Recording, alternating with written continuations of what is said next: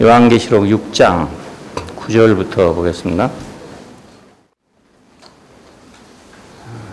다섯째 인을 떼실 때에 내가 보니 하나님의 말씀과 저희의 가진 증거를 인하여 죽임을 당한 영혼들이 제단 아래 있어 큰 소리로 불러 가로되 거룩하고 참되신 대주제여 땅에 거하는 자들을 심판하여 우리 피를 신원하여 주지 아니하시기를 어느 때까지 하시려나이까 하니 각각 저희에게 흰 두루마기를 주시며 가라사대 아직 잠시 동안 쉬되 저희 동무 종들과 형제들도 자기처럼 죽임을 받아 그 수가 차기까지 하라 하시더라. 11절까지 읽었습니다. 이 부분은 이제 그 순교한 성도들의 호소와 그에 대한 하나님의 응답으로 이렇게 구성이 되어 있습니다. 첫째 인부터 이제 넷째 인까지는 세상의 본성과 그 상태를 보여주고 있었고 어떻게 그것들이 진행하고 있는가를 보여주고 있었습니다. 근데 이제 다섯째 인과 여섯째 인 이것은 그 사이에 이제 세상이 그렇게 진행을 하면 당연히 하나님의 백성들이 고난을 받기 마련입니다. 악한 자가 세상을 지배하면 선한 자는 핍박을 받게 되죠. 당연히 강한 자가 지배를 하게 되면 약한 자가 눌림을 받게 되고요. 당연히 그래서 인간의 역사는 계속 이제 강한 자와 약한 자의 싸움입니다. 서로 누가 자리를 잡느냐 이래서 서로 싸우고 있고 이 싸움에서 이제 수많은 피가 흘려지고 있는 그런 것이 세상의 형편입니다. 당연히 하나님의 사람들은 이런 사람들이 지배하는 세계에서 핍박을 받게 마련이죠. 그래서 6장에서는 이제 다섯째 인이 나오는데 순교한 성도들의 부르짖음이 나옵니다. 여기에 대한 하나님의 위로와 대심판에 대한 예고가 이렇게 나와 있고 7장은 삽입 부분으로 되어 있습니다. 그 대환란 동안에 어떻게 하나님은 자기 백성들을 보호하실 것인가 그 문제를 7장에 다루고 있습니다. 세상의 그 진행 이것은 사망의 행진이라고 할 수 있어요. 흰말과 붉은 말과 검은 말과 청황색 말 이렇게 네 가지 말로 상징을 했는데 이건 결국 거짓 평화와 전쟁과 기근과 사망 이런 수순을 밟아가게 마련입니다. 내일은 8월 15일 우리나라가 이제 일제압제로부터 벗어난 그런 날입니다. 2차 세계대전은 이제 끝나고 이 땅 위에는 이제 아주 완전한 평화가 오는 것처럼 그렇게 생각이 되었습니다. 국제연합이 결성돼서 국제경찰로서의 역할을 하게 되고 그렇게 되면 이 땅 위에는 이제 전쟁이 없을 것이다. 이렇게 생각을 했는데 그 국제연합이 실제적으로 효력을 발생한 것은 우리나라의 전쟁 때 한 번뿐입니다. 그 이후에는 한 번도 그 기능을 제대로 발휘하지 못했습니다. 이론상으로 보면 유엔이 있으니까 모든 거 해결될 것 같은데 그 안에 역시 마찬가지로 흰말과 붉은 말과 검은 말과 청황색 말이 그 유엔을 지배하고 있다 그 말입니다. 그러니까 겉으로 보기는 평화죠. 유엔 본부 앞에 있는 그 구조물, 그 동상이라고 할까, 표시물이라고 할까 하는 것은 아이러니컬하게도 옛날 소련에서 기증한 거라고 그럽니다. 그러니까 전쟁을 일삼던 붉은 말이 유엔 본부 앞에다가 평화를 상징하는 그런 구조물을 기증했다 그런 뜻이죠. 바로 이것이 흰말이라고 할 수 있습니다. 겉으로는 흰말이고 속으로는 붉은 말이고 그런 셈이 되는 거죠. 이렇게 세상이 진행되는 동안에 그럼 하나님은 뭘 하시는 것이냐?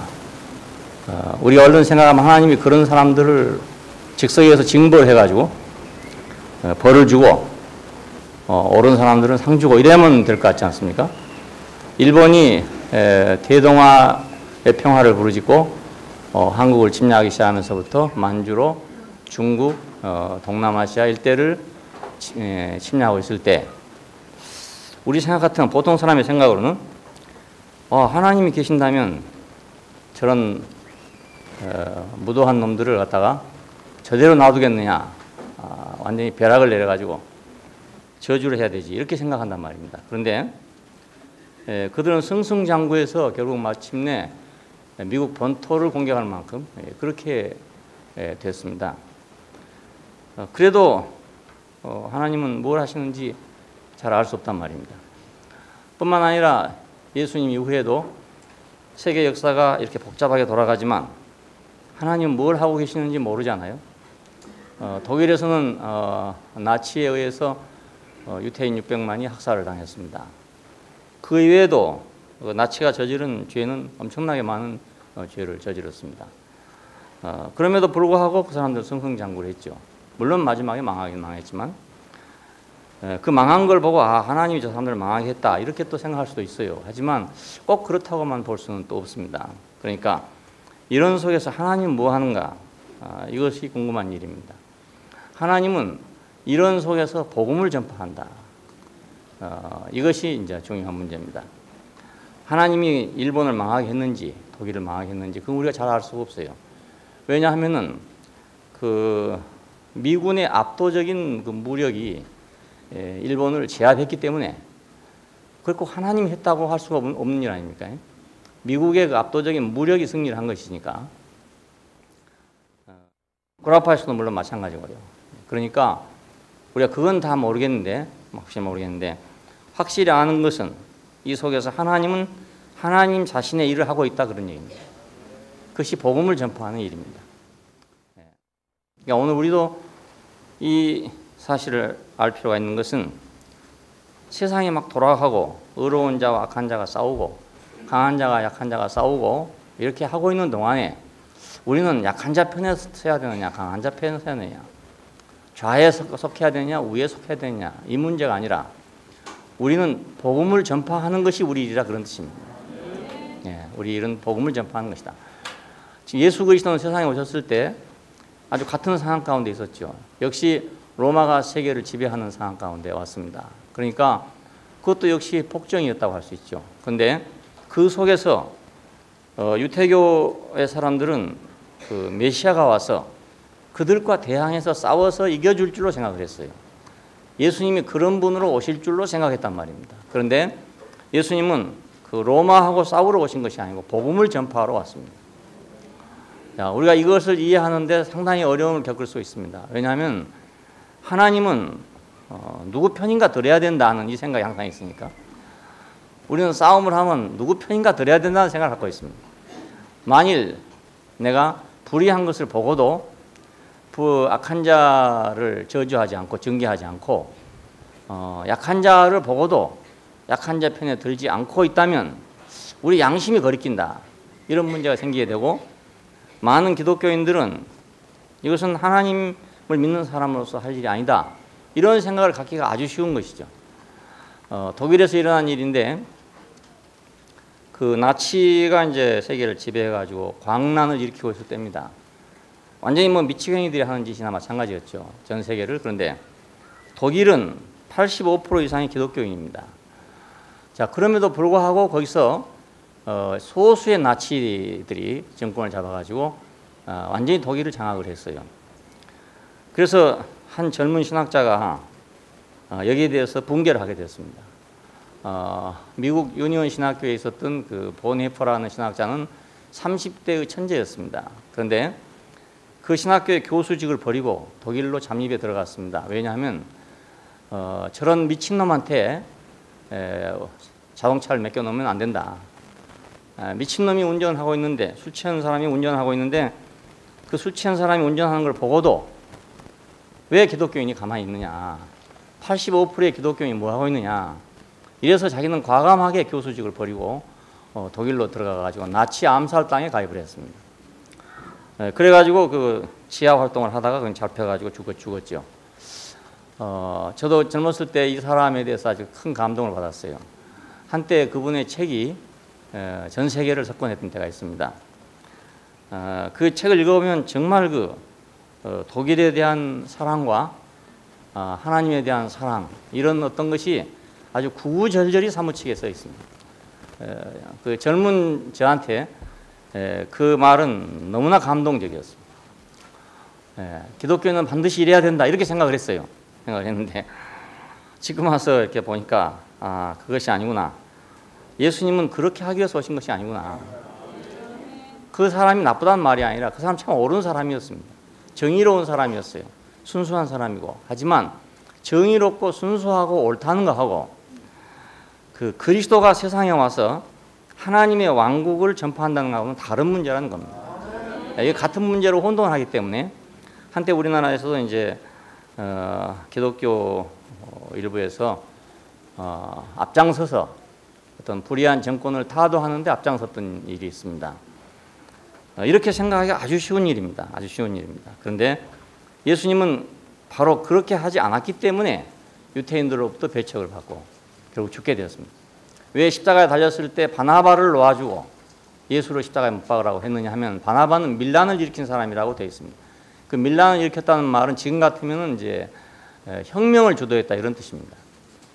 데모하고 혁명을 주도해가지고 로마 정부를 이제 엎기 위해서 로마의 식민지로부터 이스라엘을 구원하기 위해서 일어났던 그런 종류의 사람입니다. 그러니까 유태인들은 당연히 그 사람을 놓아달라 이거죠. 그리고 예수를 십자가에 못 박아라. 왜 예수 십자가에 필요가 없는 사람이다.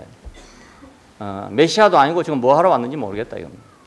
뭐 병기 하나 고치고 뭐 안진병이나 일으키고 뭐 규모구리가 듣게 한다. 이거 아무 소용없는 일이단 말이죠.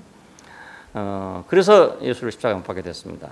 근데 하나님의 전략은 그 사탄의 계략보다 더 월등하다는 걸 우리는 이제 결론적으로 알게 됩니다. 왜냐하면 이 속에서는 자기들끼리 싸우는 거거든요. 강한 자나 약한 자나 다 한 사람입니다. 그 안에서 평화주의자도 있고 전쟁주의자도 있지만 오늘은 평화주의자가 내일은 전쟁하는 사람이 될 수도 있고 오늘은 전쟁주의자가 내일은 평화주의자가 될 수가 있습니다. 다 같은 사람이기 때문에 그렇습니다.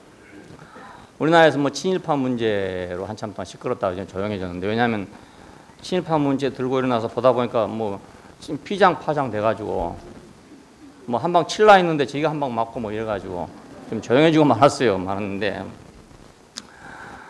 지금 입장에서 보면 친일파 그걸 왜 청산하지 못했나 이렇게 생각할 수 있어요. 하지만 그 일제시대 때 36년 동안에 처음에는 다 애국자였죠. 누가 친일파 있겠습니까? 저 시골에 가서 물어봐도 다 애국자고 다리 밑에 있는 거지한테 물어봐도 다 애국자예요. 그런데 그래서 3.1 만세 할 때 다 나온 거 아닙니까? 그런데 아니 흰 옷 입고 태극기 들고 나오면 무슨 소용이 있습니까? 총칼 앞에서 무슨 힘이 있냐 이 말입니다. 그래서 결국은 하나씩 둘씩 다 무너져서 마침내는 이제 뭐 애국지사라는 사람까지도 다 다시 전향을 해갖고 일본에 대해서 협력하게 되고 이렇게 됐죠. 그 협력하는 게 뭐 좋아서 협력했겠습니까? 살아남으려고 하다 보니까 협력을 한 거겠죠. 그러니까 만일 지금까지 우리가 해방이 되지 않고 있었다면 우리는 다 그냥 일본 사람입니다. 뭐 우리가 초등학교를 다닐 때 학교에서는 한국말을 못하게 했어요. 한국말 한 사람들은 카드를 하나씩 뺏었다고요. 그러니까 지금쯤 됐으면 완전히 한국말도 거의 없어졌을 것이라고 생각합니다. 뭐 우리 시대가 지나고 나면 한국말도 거의 없어졌다고 생각할 수 있어요. 언어말살 정책에 의해서. 그러니까 지금 뭐 친일파인이 아니니 뭐 해산 사람들이 그 시대에 갖다 놓으면 오히려 더 친일파 될 수도 있고 그렇습니다. 뭐 세상이란 게 그렇습니다. 거기선 그 시대가 아니고 보니까 뭐 나는 깨끗하고 너는 더럽다 이렇게 생각하는 거지. 그 시대에 같이 있어 보십시오. 누가 깨끗하고 누가 더러운지 어떻게 알겠습니까? 그리고 시간이 오래가면 다 똑같아집니다. 그러니까 결국은 같은 겁니다. 거기서 정의를 부르짖는 사람이나 불의를 행하고 있는 사람이나 다 마찬가지거든요. 입장이 바꿔지고 환경이 다르니까 다른 입장에 서서 그걸 주장하는 것에 불과합니다. 그래서 거기 뛰어들어가지고 우리가 만약 이 편이 들든지 저 편이 들면 시간이 지난 다음에 가면 미친놈 돼버리고 말아버려요. 시간이 지나면 미친놈 되는 거예요. 그러니까 영원하신 복음을 가진 예수님은 세상에 오셨을 때 그런 계략에 말리지 않고 하나님의 구원의 복음을 전파했어요. 이것이 우리의 전략입니다. 그러니까 세상이 어찌 되든지 간에 그러면 사람들은 말하겠죠. 그럼 기독교인들이 뭐 하는가? 세상이 그러면 망해도 좋단 말이냐? 뭐 이렇게 또 비난하는 사람도 있을 수 있어요. 망하고 안 망하는 문제는 세상 문제입니다. 예, 그건 우리가 그 세상에 살고 있으니까 우리도 안 망해야 되죠. 우리 당연히 안 망해야 되죠. 우리도 다른 나라하고 싸운다면 우리나라 이겨야 되죠. 당연히. 지면 되겠습니까? 그건 그 문제입니다. 그 나라의 문제입니다. 그러나 이 나라가 영원한 나라가 아니라는 걸 우리가 알기 때문에 우리는 그럴지라도 거기서 복음을 전해야 한단 말이에요. 그것만이 유일한 소망입니다. 예, 거기서 해결이 돼야 되지. 그 옳고 그른 데서 해결될 수가 없어요.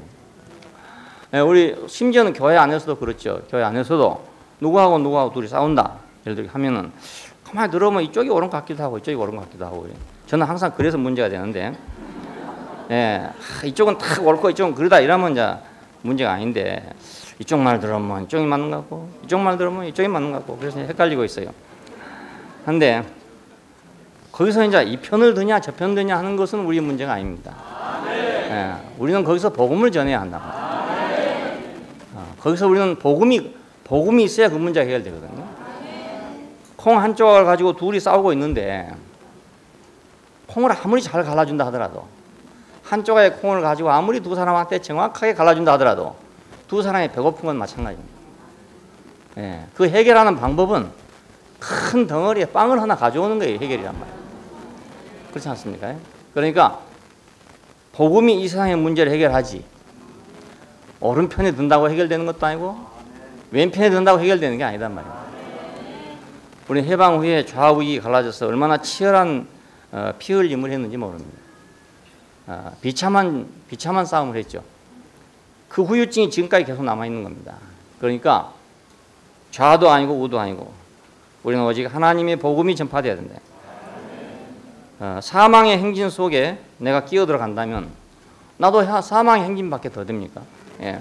행진 자체가 사망의 행진인데 내가 거기서 오라 봐도 사망의 행진이고 그러도 사망의 행진 아닙니까? 예. 내가 호남선을 타고 간다. 그럼 내가 그 안에서 잠을 자고 가도 호남 목포에 도착되는 거고 거기서 술 먹고 뛰고 가도 목포에 도착됩니다. 그 차 안에는 나쁜 사람도 들어있고 좋은 사람도 들어있어요. 사람 죽이러 가기 위해서 타고 있는 사람도 있을 것이고 어떤 사람은 사람을 살리러 가기 위해서 있는 사람도 있을 거란 말입니다. 하지만 어차피 다 목포에 도착하는 건 마찬가지입니다. 예, 우리가 흰 말과 붉은 말과 검은 말과 청황색 말로 이어지는 이 세상이라는 그 차를 타면 열차를 타면 우리는 그것이 내가 뭐 흰 말 속에 들어있냐 붉은 말 속에 들어있냐가 문제가 되는 게 아니고 결국 사망으로 간단 말이에요. 그러니까 희망은 어디 있냐? 복음에 밖에는 희망이 없어요. 그래서 하나님은 사탄의 그 계략에 대해서 하나님의 구원의 복음을 전파하게 된 것이고 예수님께서는 그래서 그 로마의 식민지 상황하에 왔음에도 불구하고 그 식민지 상황을 해결한 것이 아니라 인간의 근원적인 문제를 해결하고 갔어요. 그래서 오늘 우리가 관계가 된 거예요. 그때 만일 로마의 식민지 문제를 해결하고 갔다면 우리하고는 아무 상관이 없는 사람이에요. 예. 뭐 이스라엘 역사하고 나하고 무슨 상관이 있겠습니까? 그렇잖아요. 바나바하고 나하고 아무 상관이 없잖아요. 그 마찬가지입니다. 오늘 우리가 정말 미친놈이 안 되고 진짜 정신 똑똑한 사람이 되려면 우리는 영원히 복음만 전해야 돼요. 예. 어느 상황에도 그렇습니다. 예. 두 사람이 싸우는데 내가 어느 편에 들었잖아요. 그러면 그때는 그것이 옳은 것 같아요. 시간이 흘러보십시오. 그러면 그것이 또 미친놈이 된다고요. 그 미친 짓이 되는 거예요. 왜냐하면 이쪽 사람이 더 나아질 수도 있어요. 또 그리고 내가 또 이쪽 사람 편이 돼야 될 때가 있다고요. 그럴 때 되면 이거 내가 뭡니까? 어느 날은 이쪽 편 들었다가 어느 날은 이쪽 편 들었다 이렇게 하는 사람이 될 거 아닙니까? 그러니까 적은 데서부터 큰 데 이르기까지 어쩌면 복음만 전하는 것은 어리석은 일처럼 보이지만 이것처럼 현명하고 지혜로운 일이 없어요. 왜냐하면 이래야 두 사람이 다 해결된단 말이에요. 전체가 다 해결되기 때문에 그렇습니다. 그래서 하나님은 복음을 전파함을 통해 가지고 교회를 산출하려고 했습니다. 복음 전파의 목적은 사람의 영혼을 구원해서 죄를 씻게 해 가지고 천당에 보내자는 데 목적이 있는 게 아니고 교회를 산출하는 데 목적이 있습니다. 예. 많은 사람들이 복음 전파하는 것이 마치 죄진 사람을 죄 씻어주고 죄 용서해 주는 것이 복음 전파하는 목적이라고 생각하고 있어요. 그리고 어떤 사람들은 천당에 보내주는 것이 목적이라고 생각하고 있어요. 절대로 그렇지 않습니다. 그것은 해결이 안 됩니다. 복음 전파의 목적은 교회를 산출하는 데 있습니다. 그리고 이 교회는 왜 교회를 산출해야 되냐면 이 교회가 성장해가지고 새 예루살렘이 되기 때문에 그렇습니다. 예, 우리는 복음 전파의 목적은 분명하게 한 사회를 산출하는 것이라는 걸 알아야 합니다. 예, 어떤 개인의 문제를 간단하게 해결하는 문제도 아니고 뭐 죄를 씻는다 이런 간단한 문제가 아니라는 겁니다. 더 큰 문제입니다. 이건 수속에 불과합니다. 죄를 씻는다, 사한다 하는 건 수속에 불과한 문제고 궁극적인 목표는 한 사회를 건설하는 데 있습니다. 이 사회는 흰 말과 검은 말, 붉은 말과 검은 말과 청황색 말로 이어지는 사회가 아니라 이건 하나님의 왕국이고 하나님 나라란 말입니다. 그러니까 이 나라를 전파하기 위해서 우리가 부름받았어요. 씨를 뿌리는 것은 추수하기 위한 것이잖아요. 추수는 왜 합니까? 생명의 잔치를 하기 위해서. 그러니까 예수님께서 와서 씨를 뿌리는 자로 왔습니다. 비유로 말씀할 때 씨 뿌리는 자가 와서 씨를 뿌리러 왔다 이렇게 말씀해. 그건 자기를 얘기합니다. 어떤 사람이 씨를 뿌렸다. 근데 씨를 뿌려 갔는데 가라지가 났다 그거예요. 그래서 묻기를 아니 분명히 밀을 뿌렸는데 왜 가라지가 났습니까? 라고 물으니까 원수가 그렇게 하였구나. 그러면 지금 이것을 뽑아버릴까요? 그랬더니 아니라 가만둬라. 지금 뽑으면 둘 다 상하게 된다. 그래서 열매가 익을 때까지 기다려라. 이렇게 말한 비유의 말이 있습니다. 이것은 결국 씨 뿌리러 오신 분을 비유해서 하신 말씀입니다. 무슨 씨를 뿌리러 왔는가? 교회를 산출할 수 있는 씨를 뿌리러 왔단 말이에요. 교회 인간, 그 세상 인간, 평화와 전쟁과 기근과 사망으로 이어지는 이 인간을 만들어 오신 것이 아니고 교회 인간을 창출하기 위해서. 그래서 예수님께서 오셨어요. 교회 인간, 연합이 가능한 인간, 하나님을 섬길 수 있는 인간, 하나가 될 수 있는 그 인간을 만들기 위해서 왔습니다. 자, 이 인간을 만들어 온 복음 전파는 그렇기 때문에 당연히 흰 말과 붉은 말과 검은 말과 청황색 말로 이어지는 이 세상에서 결국 핍박을 받는 것이 정한 이치입니다. 정한 이치. 왜냐하면 안 그렇겠어요? 왜 너는 내 편이 아니냐 이렇게 할 거 아닙니까? 일단 우리가 두 사람이 싸우는데 내가 어느 편에 안 들면 상대방이 생각할 저건 내 편이 아니구나 이렇게 생각할 거 아닙니까?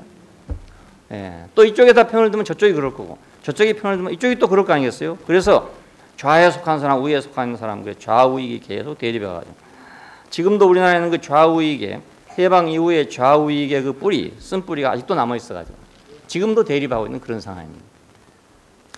이건 이제 아마 뭐 몇백 년이 가야 없어질 것인지 잘 모르겠는데 지금도 그렇게 하고 있습니다. 이것이 큰 저주의 쓴뿌리가 되고 있습니다. 복음 전파는 그래서 세상 속에서 핍박과 순교를 겪게 되어 있습니다. 우리는 지금 순교라는 게 뭔지 모르죠. 순교를 우리가 안 당해봤고 또 지금은 뭐 그런 순교적 상황 가운데 있지 않기 때문에 모르죠. 옛날에는 그런 게 많았지만 여기 보니까 이렇게 말합니다. 왜 그러냐면 하나님의 말씀 때문에 그렇다. 하나님의 말씀은 하나님의 도입니다. 그런데 그 하나님의 도하고 세상을 주관하는 도하고 도가 틀리단 말입니다. 서로 도가 틀려요. 방식이 틀려요. 세상은 뭐에 주관하고 있냐? 사탄의 도가 주장하고 있습니다. 자, 왜 사람들은 정말 진실하고 정직하고 그리고 명철을 하려고 노력함에도 불구하고 흰말에서 청황색 말로 이어지는 이 세계를 벗어나지 못하는가? 그 이유는 사탄의 고도의 계략 때문에 그렇습니다. 사람은 그 계략을 스스로 벗어날 수가 없습니다. 왜냐하면 나보다 훨씬, 인간보다 훨씬 높은 데서 생겨난 계략이기 때문에 사람은 아무리 그것을 알려고 해도 알 수가 없고 벗어나려 해도 벗어날 수가 없습니다. 계시가 있기 전에 그걸 알 수가 없는 것입니다. 사람은 그래서 이제 철학을 하게 됐죠. 명철해지려고. 안 속아야 되겠다 이죠. 철학은 안 속아야 되겠다 이거 아닙니까? 철학의 목적은 안 속기 위한 것입니다. 안 속기. 저도 어렸을 때 그런 책의 영향을 좀 받아가지고 안 속으려고 작정했어요. 안 속으려고. 그래서 내가 절대로 연극 무대에서 연극은 하지 않을 것이다. 관객은 되면 됐지 절대로 배우는 내가 안 되겠다고 생각했어요. 왜 그러냐면 배우가 되는 것은 판단력이 없단 말이에요. 관객만이 판단력을 갖고 있잖아요. 그래서 철저하게 철인이 되고 싶었어요. 모든 것을 내가 관조하고 모든 걸 내가 객관자로서 보고 싶은 그런 사람이 되고 싶었어요. 어려서도. 근데 그것이 가능하냐? 그게 불가능한 것입니다. 왜냐하면 나보다 훨씬 더 고도의 수가 와버리면 그건 불가능합니다. 간단하게 우리가 장기를 들든지 바둑을 들든지 해보면은 나보다 수가 조금만 더 높아도요, 내가 그 사람이 뭐 하는지 전혀 보이지 않습니다. 아무리 눈 똑똑히 뜨고 정신 똑똑히 차리고 각성제를 먹고 해봐도 안 되는 겁니다. 상대방이 뭐 하는지는 몰라요. 왜 이 말을 저기다 넣는지 그걸 알 수가 없단 말입니다. 알면 내가 방어하죠. 그래서 나는 한참 내가 이기는 줄 알고 이제 열심히 하고 기분 좋아가지고 하다 보면 왕창 다 주고 왕창 다 주고. 처음에 바둑을 배우느라고 해보니까 참 어이가 없더라고요. 한참 나는 잡으러 간다고 갔는데 뒤로 가니까 내 말이 다 죽어 있는 거라.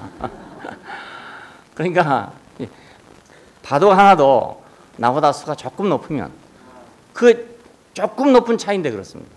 아주 큰 차이. 내가 뭐 조치훈 같은 뭐 구단하고 뭐 바둑을 나가서 그런 게 아닙니다. 겨우 해봐야 그저 조금 나보다 더 나은 사람한테 한 거예요. 그러니까 어느 날 내 친구하고 이제 그 바둑을 되는데 아주 초급 중에 초급이죠. 근데 그 친구가 나보다 좀 나았어요. 그래서 내가 항상 늘 쳤는데 내가 어디 가서 이제 뭐 한 수를 배웠습니다. 한 수를 배워가지고 그 다음에 오니까 나한테 늘 쳐. 그 친구는 자존심이 센 친구라서 그 다음부터 나보고 바둑두자는 소리 안 해요. 그 한 수 배워왔는데 꼼짝을 못해요. 왜 되는지 자기는 모르거든요. 그러니까 그 조그마한 수에도 그러는데 하물며 사람보다 먼저 지어진 천사 아닙니까? 천사. 사탄은 천사입니다. 천사가 타락한 것이 사탄입니다. 그래서 사람보다 먼저 지어진 자가 나한테 와서 속이는데 내가 그것을 뭐 철학을 한다고 알아지겠습니까? 과학을 한다고 알아지겠습니까? 그건 절대로 불가능한 일입니다. 그래서 모든 사람이 이 네 말에 뛰는데 네 말의 경주장에 가가지고 자기가 다 그 막권을 넣고 있는 겁니다. 지금 여기 오다 보면 스파밸리 앞에 오면은 경마장이 있어가지고 화산 경마장이 있어가지고 오늘도 지금 많이 갑니다. 들어가는데 가다 보면 길가에 차가 막 꽉 차 있어요. 저녁에 이제 해 넘어갈 때쯤 되면은 모두 헤어져 나오는데 나올 때 뭐 다 얼굴이 시커멓고 나와요. 얼굴 막 환해갖고 나온 사람 거의 없어요. 그럼에도 불구하고 주일마다 갑니다. 그러니까 세상은 결국 이 네 마리 경주를 하고 있는 데다가 가서 이제 어떤 사람은 스파밸리에 오고 어떤 사람은 서울에 거기 어디 경마장에 직접 나가고 실감나게 해보려고 그렇게 가는 사람도 있고 화상 경마한 사람도 있고 이래가지고 이 말이 이기겠지 이 말이 이기겠지 해가지고 거기다가 지금 돈을 찌르고 있는 거거든요. 저녁 때가 돌아오면 다 허무한 얼굴로 나오게 됩니다.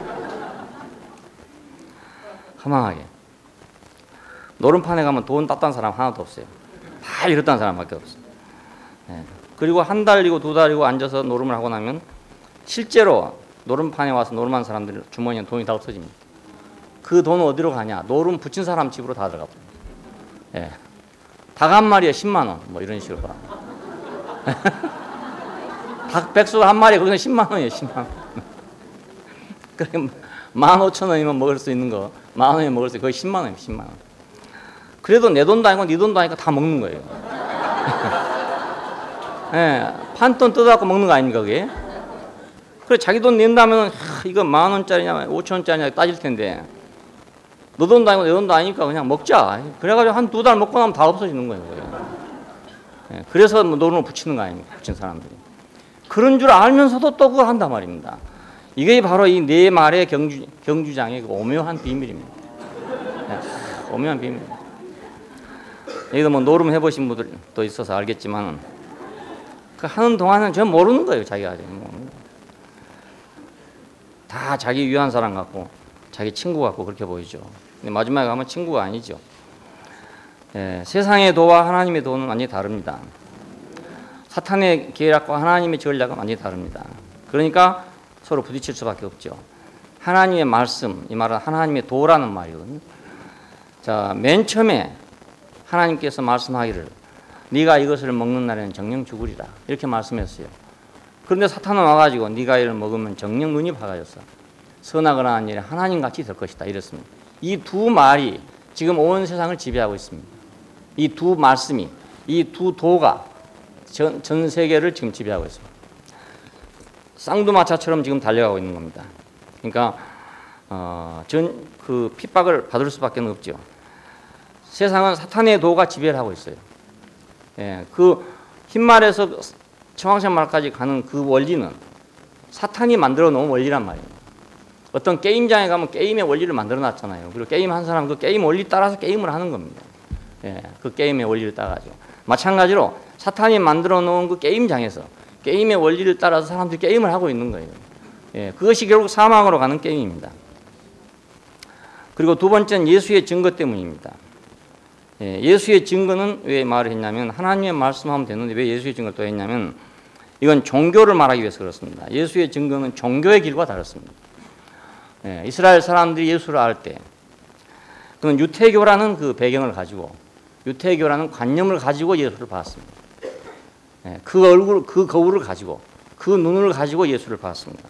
이거 완전히 틀린 겁니다. 종교는 율법이 지배합니다. 어느 종교든지 뭐 꼭 기독교만 그런 게 아니고 유태교만 그런 게 아니라 어느 종교든지 종교라고 하는 말을 우리가 할 때는 그건 율법이 지배하는 것을 의미합니다. 그러니까 이렇게 하면 살고 이렇게 하면 죽는다 이걸 가르치는 것이 종교입니다.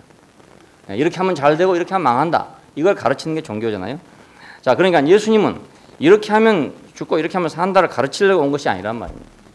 예, 내 살을 먹고 내 피를 마셔라. 내 살은 참된 양식이다. 그래서 그 양식을 주러 왔지 이렇게 하면 살고 저렇게 하면 죽는다를 가르치러 온 것이 아닙니다. 예, 그러니까 예수의 증거, 우리가 예수의 증거를 가졌다면 우리가 누구에게 이렇게 해라 저렇게 하라 할 사람이 아니라 무엇을 공급하는 사람이어야 된다. 예, 그 사람이 먹고 살 것을 공급하는 거지 이렇게 해라 저렇게 해라 하는 것이 아니란 말입니다. 예, 근데 우리가 흔히 참 그렇게 하기가 참 쉬워요.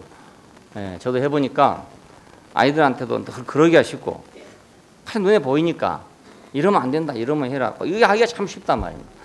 하고 나면 늘 후회를 해요. 하면서도 또 안 된단 말입니다. 참 어렵단 말이에요.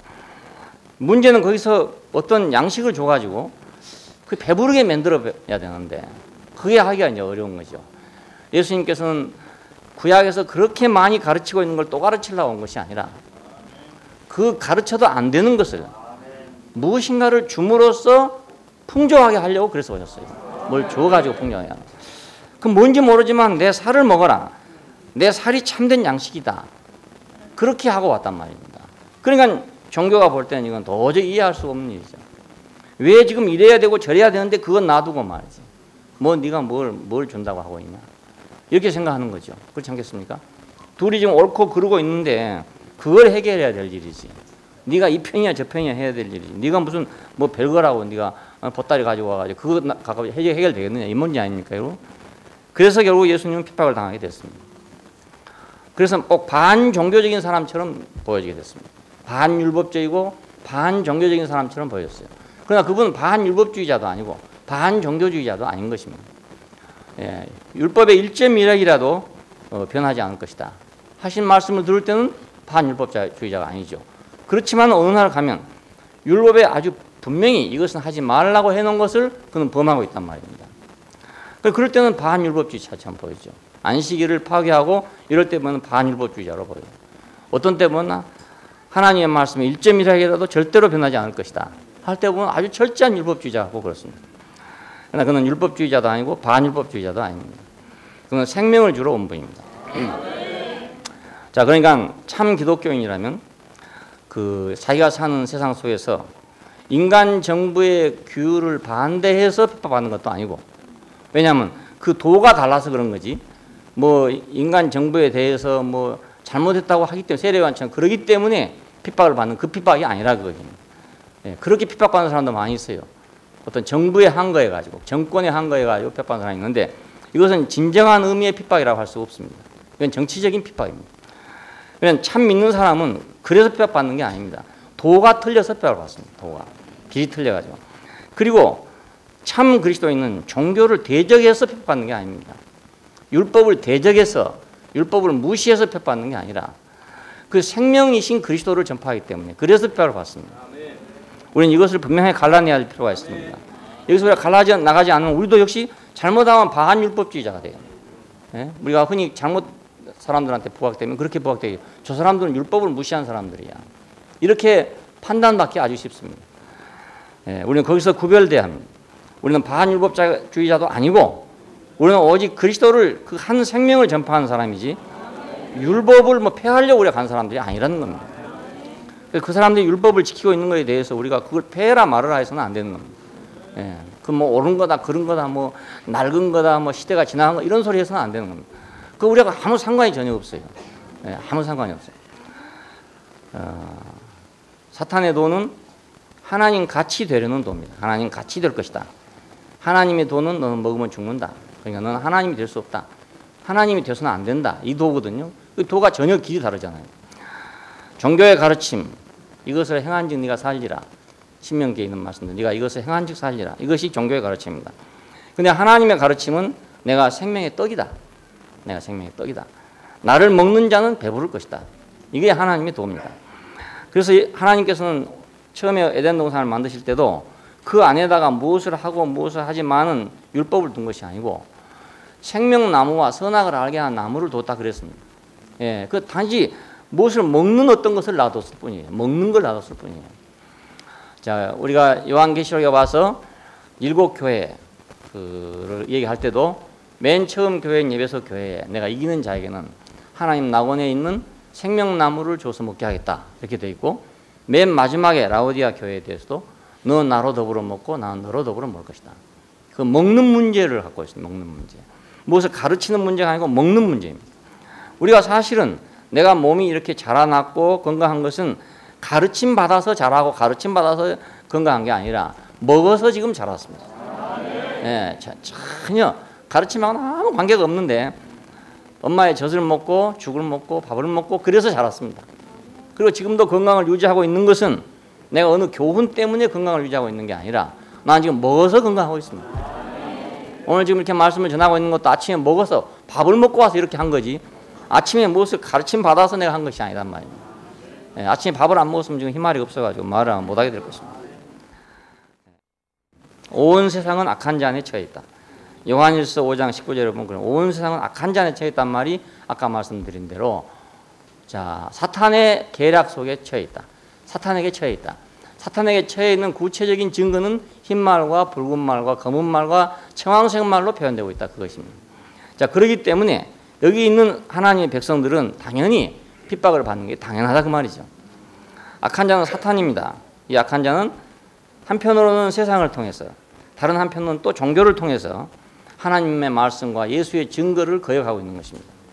예, 한면으로는 정치적으로 그러니까 세상을 통해서 한면으로는 종교를 통해서 그렇게 핍박하고 있어요. 그래서 자신의 왕국을 유지하려고 노력하고 있는 것입니다. 자, 그 흰말의 왕국, 검은색 말의 왕국, 붉은색 말의 왕국, 청황색 말의 왕국을 유지하려고 하는 거죠.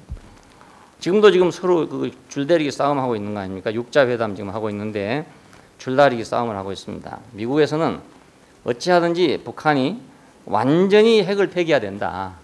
완전히 폐기하고 모든 시설을 다 폐기해라. 그런 다음에 우리가 도와줄 수 있다. 이렇게 말하고 있습니다.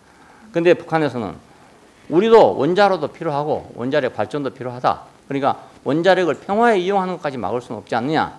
그건 허락해라. 이래 지금 회담이 결렬되고 있습니다. 근데 우리 한국 측에서 이제 또 그 말을 거들어줬다 해서 지금 좀 미국하고 불편한 관계에 놓여 있습니다. 예, 물론 평화를 이용해서 우리도 이제 원자력 발전소를 통해 가지고 발전하고 있으니까 그 사람들은 원자력 발전소를 통해서 발전해야 되겠지요, 당연히. 근데 미국이 못 믿는 것은 그렇게 하고 저 사람들 언제 폭탄을 만들지 모른다 이겁니다. 그러니까 폭탄을 만들지 않는다는 확실한 보장을 만들어 놔야 된다 이거죠. 이 사람 말도 옳고 저 사람 말도 옳고 그렇습니다. 세상은 다 그렇습니다. 이 입장에 보면 이 입장이 옳고 저 입장에 보면 저 입장이 옳고 그렇습니다. 북한 사람 하는 말이 재밌대요. 우리가 무슨 패전국가냐 이겁니다. 우리가 무슨 패전국가처럼 그렇게 취급하냐 이렇게 말해요. 근데 미국의 입장에서는 패전국가라 해서 그런 게 아니고 이건 만일 뭐 조그마한 사람들이 말입니다. 원자폭탄 가지고 있으면 잘못하면 이제 사고를 친단 말입니다. 그래서 문제가 된 겁니다. 사고를 치기 때문에. 그러면 왜 그러면 미국은 가지고 있고 중국도 가지고 있고 강대국은 다 가지고 있냐? 이런 논리가 안 됩니까? 강대국은 가지고 있으면서 왜 약소국을 못 갖게 하냐? 이런 말이에요. 약소국의 입장에서 보면 약소국도 가져야 되겠다. 우리 살아남으려면. 근데 강대국 입장에 보면 강대국은 특별한 일이 없으면 전쟁을 안 한다 이겁니다. 테러를 안 한다 이겁니다. 내가 살만하고 내가 편한데 테러를 할 사람 없습니다. 테러는 누가 하냐? 자기가 궁지에 몰려야 테러를 합니다. 궁지에 몰린 사람들이 폭탄을 가지고 있을 경우에는 테러에 이용된다 이겁니다. 논리가 그렇습니다. 그러니까 미국은 왜 저렇게 완전하게 북한을 굴복시키려고 하는 거냐. 저건 테러 국가다 이겁니다. 테러. 예, 막판에 이르면 무슨 짓을 할지 모른다 이런 얘기입니다. 이 상황에서도 그렇잖아요. 부유한 집 사람들, 넉넉한 사람들은 큰 싸움을 안 해요. 죽자 사자 싸움을 안 합니다. 왜 그러냐면 죽자 사자 싸움할 필요가 없거든요. 잘 먹고 잘 사는데 뭐 죽자 사자 싸웁니까? 근데 이제 완전히 뭐 참 다리 밑에 산다 이러면 한번 싸움 났다면 그건 죽자 살잖아요. 뭐 죽는 거나 사는 거나 배 비슷하니까. 뭐 목숨이 아까울 게 없다 이거죠. 뭐 그래서 싸우는 겁니다. 우리 아이들이 남도국민학교 처음에 가니까 교장 선생님이 입학식 날 그런 얘기를 해요. 우리 학교 아이들은 장난은 심해도 싸우진 않습니다. 남도국민학교가 그때까지 상당히 그 환경이 좋은 환경이었어요. 그냥 그쪽 아이들은 장난은 심한데 싸우지 않는데요.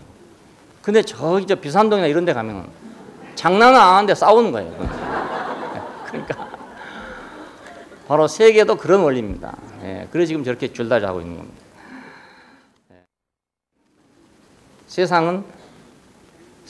세상이라는 방식과 종교라는 방식을 통해서 사탄은 어찌하든지 하나님의 말씀과 예수의 증거를 핍박하고 있어요. 그래서 자신의 왕국을 유지하려고 합니다. 어떤 방법으로든지. 자, 그러다 보니까 이제 핍박을 받는 게 당연하죠.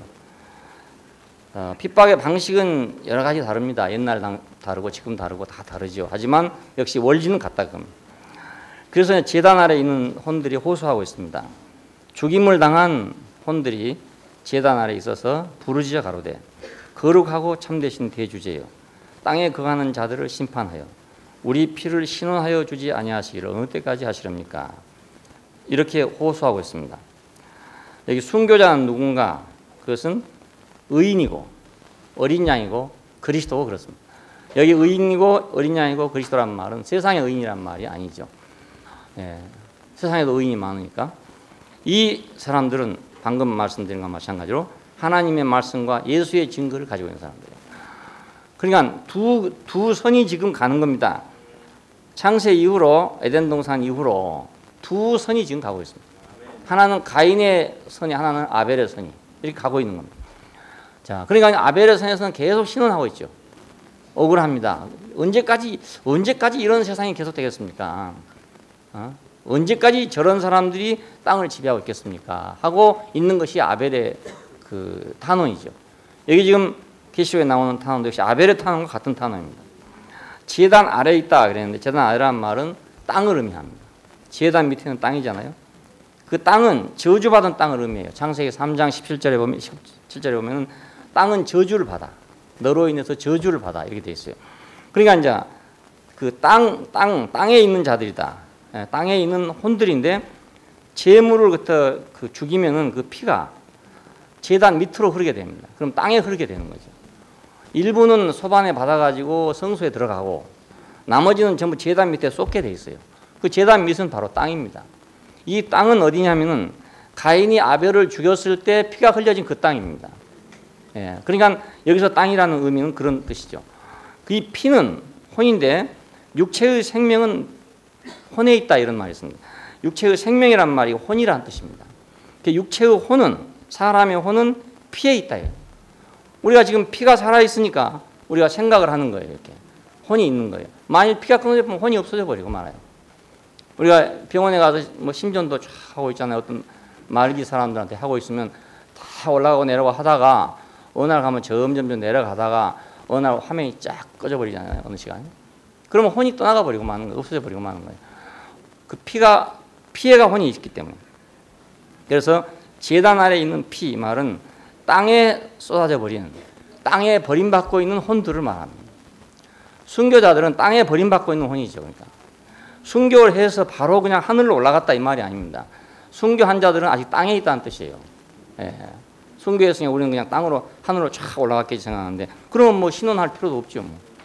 뭐 순교하고 하늘로 올라가는데 뭐 억울할 일이 뭐 있습니까? 그런데 왜 신원하고 있냐? 땅에 흘려졌으니까 피가. 그래서 부르짖는다 그럽니다. 저주가 땅에 있기 때문에, 저주받은 땅에 있기 때문에 아직 들림받지 못했다 그 말이죠. 아직 들림받지 못했다. 피가 땅에 흘려져 있다. 이건 저주를 상징한 것입니다. 버려져 있다. 있는 상징. 피가 우리가 땅에 있으면 아 누구 죽었구나 이렇게 알잖아요. 그냥 길가에 가다가 피가 흘려져 있다가 교통사고 났구나. 이 금방 알죠. 피가 있으면 죽은 거라 합니다. 이건 혼이 버려져 있다. 이 버려진 혼들이 신원하고 있습니다. 분명히 내가 하나님의 말씀과 예수의 증거를 가지고 살았는데 또 불구하고 자기들이 버려져 있단 말입니다.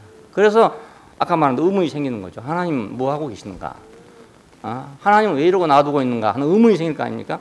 그 의문이 지금 여기 나온 제단 아래 있는 혼들의 호소입니다. 자, 당연히 그렇게 안 되겠습니까? 우리가 만일 하나님의 말씀과 예수의 증거를 가지고 사는데 계속 핍박이 왔다. 그러면 야 이럴 때 하나님 왜 가만히 있나? 좀 한 말씀 하시지. 좀 손 좀 쓰시지. 이 생각이 왜 안 나겠냐 이 말입니다. 당연히 그런 생각이 나죠. 자, 그래서 호소를 했는데 주님은 이렇게 말씀하십니다. 흰 두루마기를 주시면서, 흰 두루마기는 의롭다는 뜻입니다. 의롭다. 너는 의롭다. 그러니까 하나님이 모르고 있어 그런 게 아니고 하나님이 인정하지 않는 게 아니라 내가 너를 인정하고 있다. 내가 너를 알고 있다 그 말입니다. 그리고 잠시 동안 쉬라 그럽니다. 잠시 동안 쉬라. 왜 그것을 잠시라고 그런가? 그 흘려진 피가 볼 때는 너무너무 긴 세월이고 핍박의 시간은 너무나 긴데 왜 그걸 잠시 동안이라고 그런가? 그 하나님의 시간 안에서는 그 잠시 동안입니다. 영원 안에서는 잠시거든요. 우리 인생은 밤의 한 경점 같다 그럽니다. 그러니까 우리가 뭐 어떤 사람 100살 살고 어떤 사람 50살 사는데 아이고 그 사람 참 많이 살았네 이렇게 생각하고 어떤 사람은 아이고 요절했네 이렇게 생각하지만 다 모두 밤의 한 경점에 불과하다. 그러니까 뭐 오래 살았다 할 것도 없고 뭐 오래 못 살았다고 억울할 것도 없고 다 그렇습니다. 한 경점이니까. 잠시 동안 쉬라. 영혼에 비해서는 잠깐이라는 거죠. 그리고 그 순교의 수가 차기까지 잠시 동안 쉬라 그럽니다.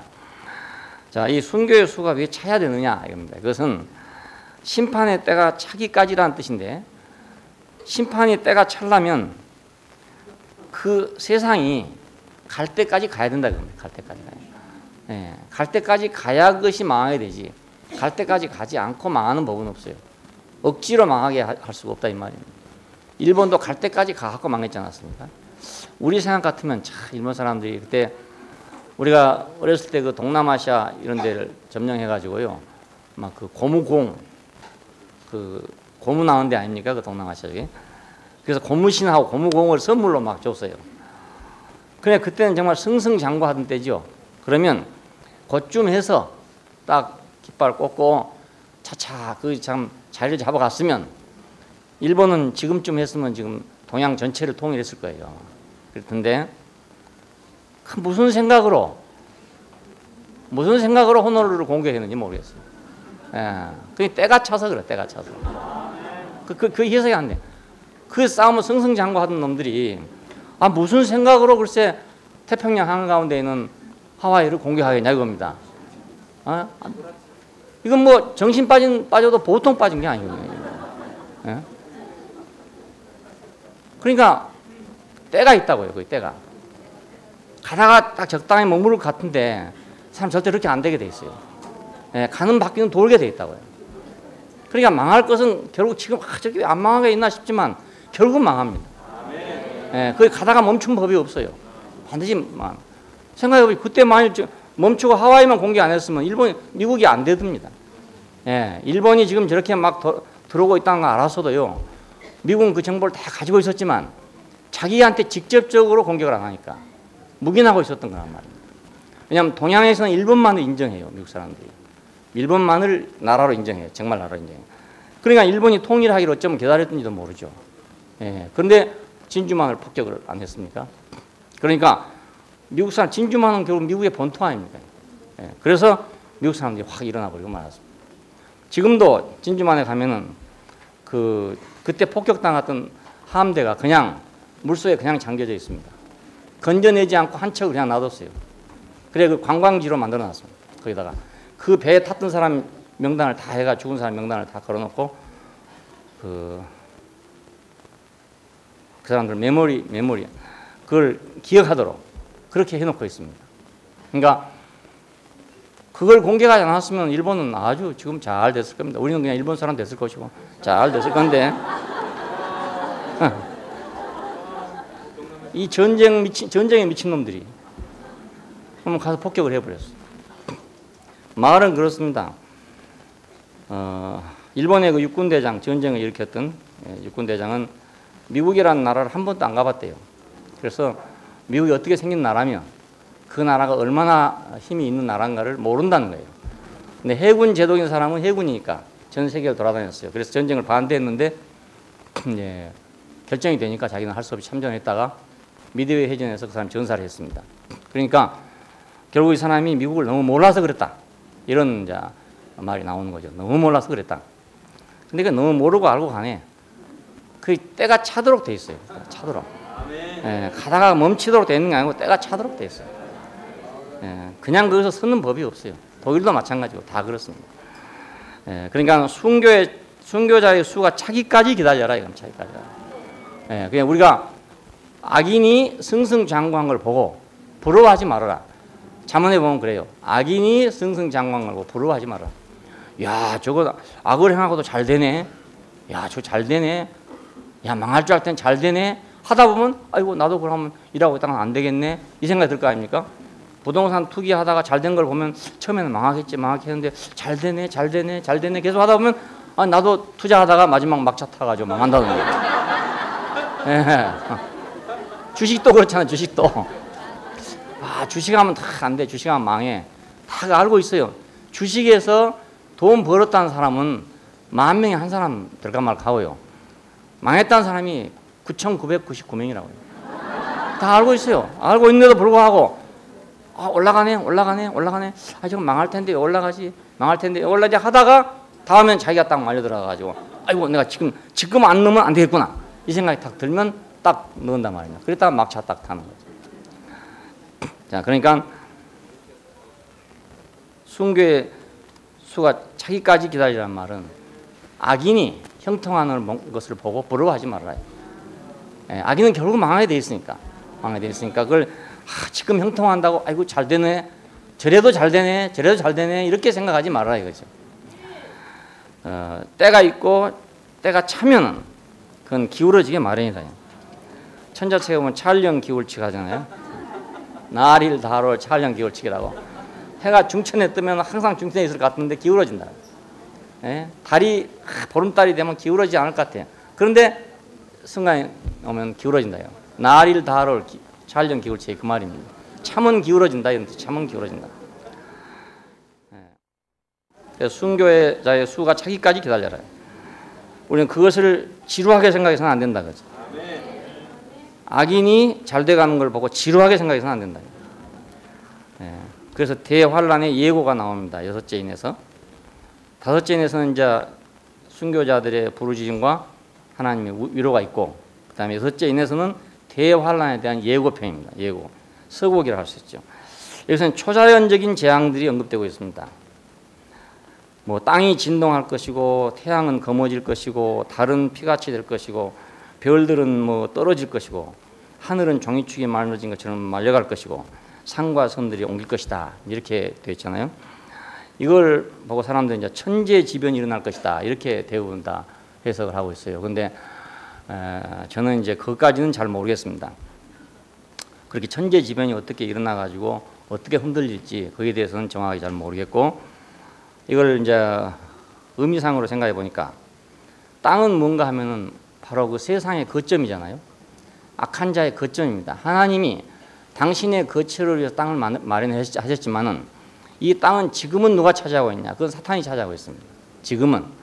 그래서 예수님께서 땅에 오셨을 때 자기 땅에 오면 자기 백성이 영접지 않았다 그럽니다.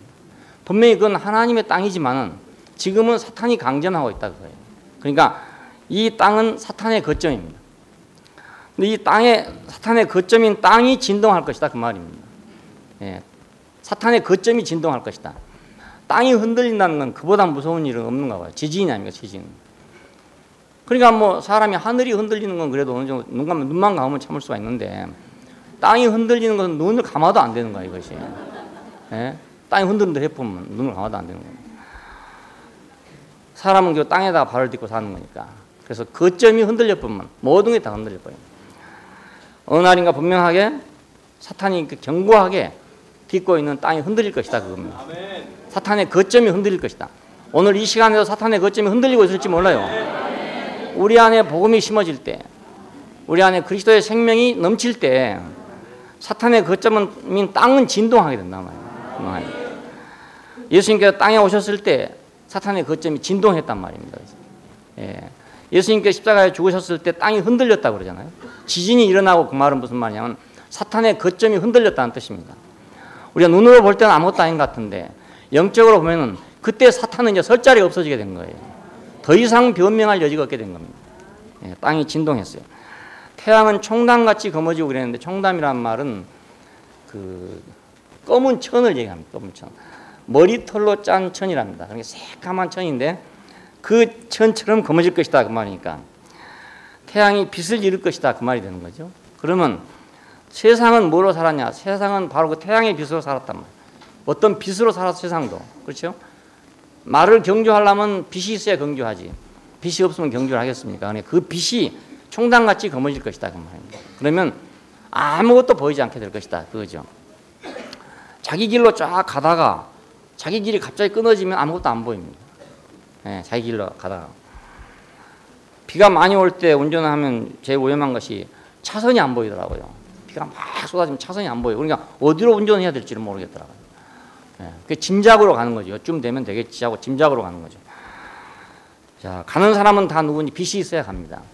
세상도 진행하려면 빛이 있어야 진행하는데 이 빛이 검어질 거다, 이 말이니까, 그 말은 예수님께서 십자가에서 못 박혀 죽으셨을 때 세상에서 보면은 예수님이 실패하신 여로 보였지만은 영적으로 하면은 사탄이 이제는 더 이상 갈 길이 막혔어요.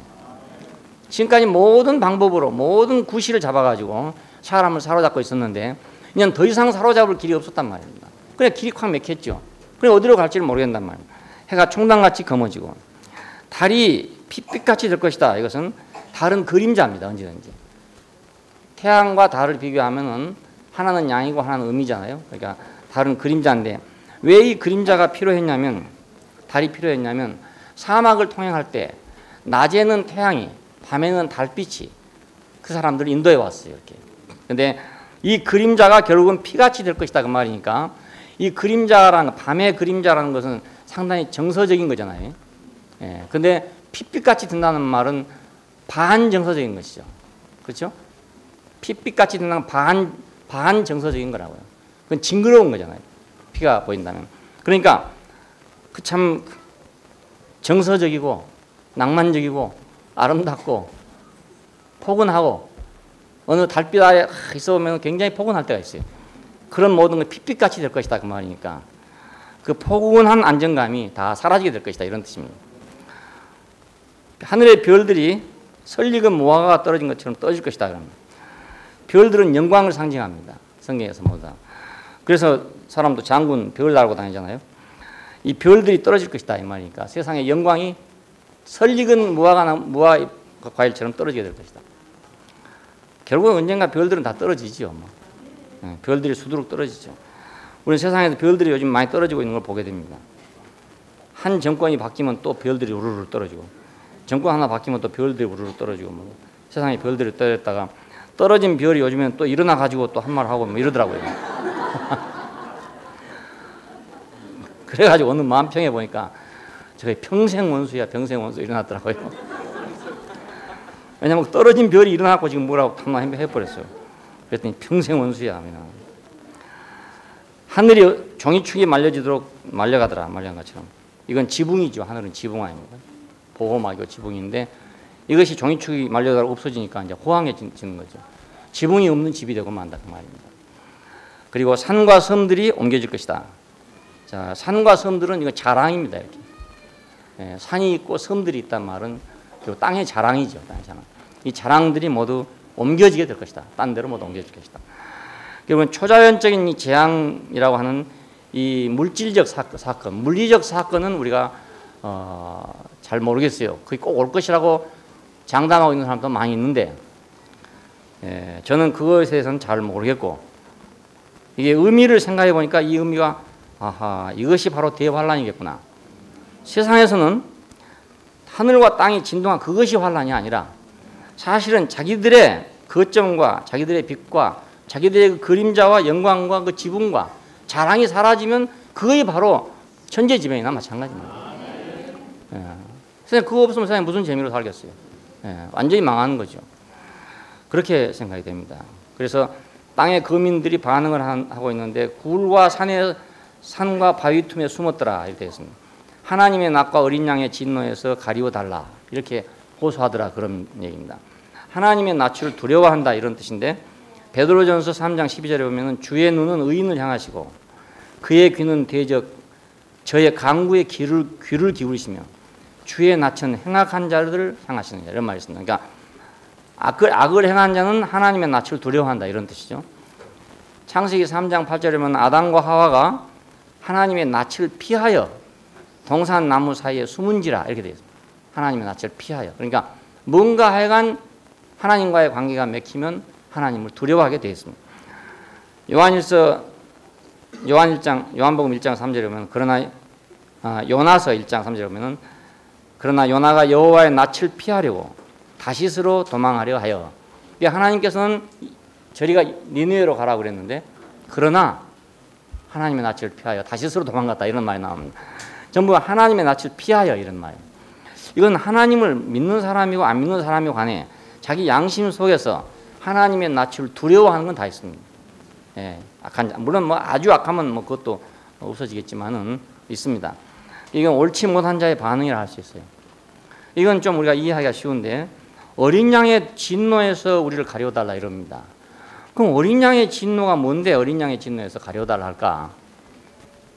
사자의 진노 같으면은 그 말이 되죠.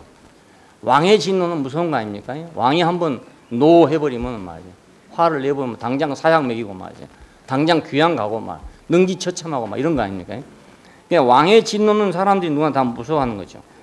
잠언 20장 2절에 보면 왕의 진노는 사자의 부르짖음 같다 그럽니다. 그러니까 왕이 한번 화내면 막 누가 죽을지 모르는 거죠. 이건 두려움이라 할 수 있어요. 그런데 어린 양의 진노가 무슨 두렵겠는가? 아니 어린 양이 뭐 1000만 마리 와갖고 뭐 지들이 성질 내봤자 뭐가 두렵겠냐 이 말입니다. 오히려 뭐 웃기고 있다 이렇게 생각하겠습니다. 그게 왜 어린 양의 진노에서 우리를 가려달라 할까? 이 어린 양의 진노는 우리 인생의 운명의 진노입니다. 운명. 우리 인생을 예수님을 보고 세상 죄를 지고 가는 하나님의 어린 양을 보라 이렇게. 그래서 예수님은 어린 양이라고 생각하기가 참 쉬운데 우리가 어린 양이라는 건 잘 모른단 말입니다. 우리 인생이 사실은 어린 양이에요. 예, 이 만물 중에 우리는 어린 양입니다. 근데 이 어린 양으로 태어난 우리 운명을 가지고 하나님 같이 되려고 한 것입니다. 그래서 인생에 고통이 옵니다. 예, 어린 양은 어린 양대로 살아야 되고 사자는 사자대로 살아야 되는 건데 어린 양의 운명을 가지고 사자처럼 살려면 그처럼 세상에 어려운 일이 어디 있습니까? 그러니까 세상 살기가 난 참 어렵다. 어디 가도 나는 왜 이렇게 어렵냐? 이렇게 생각하는 분이 혹시 여기라도 계시면 그건 자기가 자기의 운명대로 살지 않고 자기 운명을 넘어서 살라기 때문에 그래도 어렵습니다. 예, 어린 양은 어린 양으로 살면 편하게 되는데 아니 뭐 사자가 와서 잡아먹고 늑대가 와서 잡아먹고 그건 뭐 자기 운명 아닙니까? 운명이 그런 줄 알고 풀 뜯어먹다가 늑대 오면 도망치고 예? 도망치다가 잡히면 죽는 거고 뭐 이래 생각하면 그냥 편하게 풀 먹고 살 수 있어요. 예, 사는 날까지 잘 살 수 있는 거 아닙니까? 예? 근데 이제 거기서 말입니다. 어린 양의 운명을 벗어나서 막 다르게 살려고 생각하면 그날에 풀을 먹을 수가 없어요. 예, 자기 앞에 있는 풀도 뜯어먹을 수 없다고요. 예. 그러니까 우리 인생도 그렇잖아요. 어차피 죽을 인생. 이러고 앉았으면 오늘 밥도 못 먹는다고요. 어차피 죽을 거, 뭐 밤에 죽을지 낮에 죽을지도 모르는데 몇 살에 먹을지 그것도 모른다는데 이러고 앉았으면 밥맛이 나겠습니까? 예, 죽을 때 되면 죽고 부르시면 가고 이렇게 살면 그냥 맛있게 먹고 살다가 오라 하면 가고 이러면 될 일인데 예, 그걸 자기가 벗어나라고 생각하면 고통이 올 거 아닙니까? 마찬가지로 사람의 운명을 벗어나면 그때부터는 이제 고난이 오게 마련입니다. 그러니까 혹시 난 정말 사람 살기 어려워 내 인생은 왜 이렇게 어려운가 몰라 이렇게 생각하는 사람은 자기 운명을 자기가 지금 거역하고 있다는 걸 생각하면 됩니다. 그래서 그리 돌아오면 금방 쉬워집니다. 금방 쉬워집니다. 밥만 먹던 사람 금방 밥 먹게 되고 잠 못 자는 사람 금방 잠 잘 잘 수 있어요. 어린 양은 우리의 운명을 구속하고 대속하고, 그렇죠? 어린 양으로 속한다. 어린 양으로 속한다. 그 말은 어린 양으로 우리의 운명을 대신한다 이 말이거든요. 구속하는 운명이죠. 그러니까 우리 모든 사람은 지금 다 어린 양의 운명을 가지고 있으면서도 어린 양의 자리를 벗어나서 다른 자리에서 지금 고생을 하고 있단 말입니다. 이 고생하고 있는 사람들을 구속하기 위해서는 뭐가 필요하냐? 어린 양이 필요하다 이겁니다. 그래서 어린 양이 제시된 겁니다. 자, 이 어린 양의 그 구속, 이것이 인류의 최후의 소망입니다. 다른 것이 소망이 아니라 내가 내 원자리로 돌아와야 되는데, 내 본위치로 돌아오면 되는데, 본위치로 돌아오려면 어린 양이 있어야 돌아온다 그거죠. 어린 양이 있어야. 그래서 최후의 희망이죠. 욥기에 보면 이런 말이 있어요. 내가 알기에는 나의 구속자가 살아계시니 후일에 그가 땅에 서실 것이라. 나의 이 가죽 이것이 썩은 후에 내가 육체 밖에서 하나님을 배우리라. 이런 말이 나옵니다. 이 말은 내가 죽을지라도 이 내 육체가 다 썩어서 없어진다 하더라도 나의 구속자가 있다 이거 뜻입니다. 내 육체는 다 문드러지고 없어질지라도 내 이 가죽이 다 썩을지라도 그 말이에요. 내 육체가 다 썩을지라도 나의 구속자가 살아계신다 그 말이에요.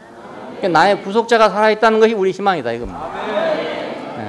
여분이 이제 막 억울한 일을 당했어요. 그런데 또 친구들이라는 사람이 와가지고 이제 계속 공격을 합니다. 네가 뭐 죄를 졌으니 그렇지 죄를 안 짓고 그런 일이 있을 수 있느냐고 이제 막 공격을 계속합니다. 그러니까 막 더 억울해가지고 그래서 하는 말입니다. 내가 죽을지라도 나에게는 나의 구속자가 있다 이 말입니다. 자, 우리에게 우리의 구속자가 있다는 것이 우리에게 최후의 희망이죠. 그러나 우리는 그냥 엉뚱한 데 가가지고 마치 저 어린 양이 자기가 사자 되고 싶어가지고 사자 구레가 사자들하고 놀아보려고 춤추고 있는 건 똑같은 거라고요. 사자들이 모아놓고 너 춤 좀 춰봐. 그럼 내가 살려줄게. 그때 어린 양이 거기서 이제 춤을 추고 있는 거예요. 춤을 추고 있으면 또 살려주고, 뭐 먹을 것 좀 갖다 주고, 뭐 이렇게 하면 또 춤추고, 이렇게 하고 지금 살아있는 거나 똑같아요. 그게 얼마나 그 불안한 인생입니까? 우리 인생을 구속하기 위해서는 어린 양이 필요해요. 나의 참 운명이신 그리스도가 필요해요. 구속자의 진노, 이것은 마지막 희망이 끊어졌다는 뜻입니다. 나를 구속할 자가 진노를 했다 이 말은 마지막 내 희망이 없어졌다 그런 뜻이죠. 시작했어요? 내가 물에 빠져서 지금 죽게 되었는데 나를 건질 자가 없다. 그러면 죽은 거 아닙니까? 병이 들었는데 약이 전혀 없다. 이 병에는 아무 약도 약이 없다. 이러면 절망 아닙니까? 마찬가지로 구속자가 필요한 인생에게 그 구속자가 진노를 했다 이겁니다. 그러면 희망이 완전히 끊어졌다 그 말이죠. 그래서 어린 양의 진노에서 우리를 가려달라 그런 겁니다. 그래서 구원자가 들어올 문을 우리는 항상 열어놔야 됩니다. 안 되더라도 그 문만 열어놔야 돼요. 모든 문이 막히더라도 그 문만 열어놔. 제가 늘 그렇잖아요. 하늘로 통하는 문만은 열어놔라. 모든 게 다 막히더라도 하늘로 통하는 문만 열어놔라. 그러면 살게 된다. 근데 그걸 닫아버리면 그러면 살 수가 없어요. 그걸 닫아버리면. 왜 우리 사회에서 의사들을 존중하는가 하면 의사들이 오는 문을 막아보면 내가 병들면 죽잖아요. 그래서 뭐 아무리 의사가 뭐 어쩌고 저쩌고 해도 의사 들어올 문은 열어놔야 된다니까요. 그 열어놔야 내가 아프면 들어오지. 뭐 의사가 이러고 저러고 한다가 그 문 탁 닫아보고 나면 내가 아프면 들어올 수가 없잖아요. 의사는 악인이고 선인이고 간에 아프면 들어오는 사람이에요. 병이 있으면 들어오는 사람. 적이라도 죽게 되면 들어오는 사람이 의사란 말입니다. 그러니까 그 문은 항상 열어놔야죠. 그래서 적십자사라는 게 있는 거 아닙니까? 군대에서도 전쟁을 그렇게 하면서도 왜 적십자 마크를 달고 있는가? 그 문을 열어놓기 위해서 그렇습니다. 그 문을 열어놔라. 그러니까 우리도 구속자가 들어올 수 있는 문을 열어놔야 돼요. 나를 구속할 자가 들어올 문을 열어놔야 돼요. 구원자가. 그래서 내가 아무리 뭐 화가 나고 뭐가 되더라도 나를 도울 자가 들어올 문을 열어놓은 사람이어야지. 나를 도울 자를 갖다가 쳐버리면 난 다음에는 구원을 받을 길이 없다고요. 세상 사는 지혜도 그런 것 같아요. 세상 지혜도 자기를 도울 자가 자기를 도울 수 있도록 통로를 항상 열어놔야 됩니다. 어떤 사람 보면 어디서게 그걸 막아버린 사람이 있어요. 자기를 정말 도울 사람인데 그 사람을 미워해버린다고요. 그러면 그 사람은 정말 안 되죠. 그러니까 자기를 도울 사람을 알아가지고 그 사람한테는 꼭 문을 열어놔야 됩니다. 우리는 구원자가 들어올 문을 열어놔야 돼요. 어린 양에게 우리가 문을 열어놔야 된다. 우리가 항상 평소에는 멸시하고 무시하고 그럴지 모르지만 그러나 그 어린 양이 나를 구속할 것이니까 그 어린 양이 들어올 문을 나는 남겨둬야 돼요. 문을 남겨둬야 돼요. 저도 이렇게 지난날을 생각해 보면 그때그때 나를 도울 자가 와서 도왔어요. 도울 자가. 그 도울 자가 안 왔더라면 나는 도움 받지 못했어요. 지금 전혀 다른 세상이 됐을 것이고 뭐 이미 벌써 죽었겠죠. 그런데 꼭 그 도울 자가 와서 도와줬는데 가만히 생각해 보면 그 도울 자가 들어올 문이 있었기 때문에 들어온다고 생각해요. 예, 그것이 없었더라면 못 들어와요. 그 사람이 도우고 싶어도 저 사람 안 됐네 이렇게 생각해도 그 문이 안 열려 있으면 들어오지 못한다고요. 근데 다행히 그것이 열려 있었던 것 같습니다. 그래서 제가 신학교로 오게 될 때도 역시 그렇게 됐고 또 교회에서 나와가지고 CC에 들어갈 때도 역시 나를 도울 자가 와서 끌어왔어요. 내가 스스로 한 게 아니에요. 예, 내 발로 찾아간 것이 아니고 누군가가 와가지고 끌고 갔어요. 예, 문이 있었다 그 말이죠. 문이. 여러분도 혹시라도 정말 아무리 막 불나게 화가 나더라도요 문을 한쪽은 열어놔야 됩니다. 예, 하나님께는 꼭 문을 열어놔야 돼요. 나를 구원할 자의 문은 꼭 열어놔야 됩니다. 그것까지 막아보면 안 됩니다. 그리고 두 번째는 어린 양의 진노는 만유의 진노라고 할 수 있어요. 왜냐하면 어린 양이 진노할 형편이 된다면 누가 진노를 안 하겠느냐. 어린 양이 진노를 하게 될 형편이라면 누가 진노나 산천초목이 다 진노할 것이다 이겁니다. 예. 그러면 어린 양이 진노한다면 사자는 만배나 진노하겠죠. 안 그렇겠습니까? 예. 그러니까 우리가 어린 양의 진노라는 걸 우리 생각하면 어린 양이 진노해봤자 무슨 소용이냐 싶지만은 어린 양의 진노처럼 무서운 게 없죠. 그렇잖아요. 예.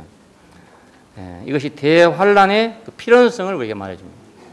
예. 대환란의 필연성을. 사탄은 세상 구조를 통해서 자신의 왕국을 세우려고 지금 발버둥 치고 있는 겁니다. 자, 근데 결국은 만국의 진노를 받는, 만유의 진노를 받는 길로 이끌어가고 있어요. 계속 이끌어가고. 마지막에는 이제 어린 양이 진노하게 될 것입니다. 그 악한 세상에서의 핍박, 그리고 이 핍박 속에서의 하나님의 위로, 이 속에서 우리는 하나님의 복음이 전파되는 복음과 그 어린 양의 그 위력, 그 보잘것없는 것 같은데 꼭 필요한, 아주 작지만 꼭 있어야 되는 거. 어린 양은 그렇습니다. 우리가 논을 갈든지 밭을 갈든지 하려면 큰 황소가 필요하잖아요. 나를 구속하려면 논도 못 갈고 밭도 못 가는 어린 양이 필요하다고요. 그 어린 양의 진노가 일어나지 않도록 하는 겁니다. 어린 양이 들어올 수 있는 통로, 그 통로를 우리가 열어놔야 된다. 그 통로가 막혀진 사람은 자기 갈 길이 없어지게 되고, 사람은 왜 불행 가운데 들어가게 되는가? 바로 이 자기의 운명을 무시했기 때문에. 아담은 이 운명을 무시했죠. 그렇죠? 그리고 선악과를 먹었습니다. 이 운명을 무시하고. 가인은 이 운명을 말살시키기 위해 죽였습니다. 그것이 인류 역사입니다. 그러니까 이 속에는 절대로 평화가 없습니다. 흰말을 아무리 타고 나와도 그건 평화가 없습니다. 그건 결국은 청황색 말로 바꿔지고 맙니다. 세상에 아무리 평화를 주장하고 나와도 그 속에는 평화가 아니라 칼이 들어있습니다. 칼을 쳐가지고 뭐 망가뜨리는 그거죠. 그 유엔 본부 앞에 있는 거 보면은 보습인가 뭔가를 쳐서 막 우그러뜨리는 그걸 그다 해놨어요. 해놔서 이제 칼을 없애자 이런 뜻이죠. 칼을 없애자 해놓고 붉은 말이 안 됐습니까? 러시아에서는 수백만의 사람이 죽었습니다. 그리고 그 붉은 깃발 아래에서 수많은 사람이 죽었습니다. 결국 그 평화의 뒤에, 흰말 뒤에 붉은 말이 곧장 따라왔던 걸 우리는 볼 수 있습니다. 우리는 세상을 보면서 그 안에서 하나님의 지혜, 복음을 전파하는 지혜를 우리가 배워야 되고, 우리도 우리 인생이 결국은 일생 동안 복음을 전파해야 되겠구나. 복음이신 그리스도만이 나를 구원할 수 있구나. 이걸 우리가 볼 수 있게 됩니다. 기도하십시다. 감사하신 아버지 하나님, 우리 인생을 주님의 고든 길로, 당신의 은밀한 길로 부르셔서 이 복잡하고 사망의 행진 가운데로 끌고 가는 세상 속에서 우리가 살 길을 열어주시고 구원의 길을 열어주시고 생명의 길로 우리를 부르신 것을 감사합니다. 지금 우리를 이것도 아니고 저것도 아닌 정말 살아있는 길로, 그 생명의 길로만 인도해 주시기를 원합니다. 우리 또한 좌로나 우로나 치우치지 아니하고 오직 주의 길을 밟아가는 사람들이 되게 하여 주시기를 원합니다. 주 예수님 이름으로 기도합니다. 아멘.